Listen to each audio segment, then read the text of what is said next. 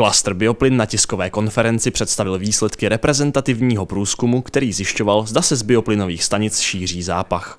Zjistili jsme, že velká většina respondentů zápach z bioplynové stanice vůbec necítí.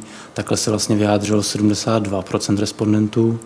Potom zase velká část, 20% z nich, vnímá zápach velmi výjimečně, to znamená maximálně jednou měsíčně. Respondenti byli dotazováni opravdu jako v celé obci, to znamená i v těsné blízkosti stanice, i třeba v nějaké větší vzdálenosti, ale jako plošně v celé obci. To je vlastně první seriózní výzkum v České republice, který se věnuje zápachu v bioplynových stanicích ve vztahu k obyvatelům obcí a měst.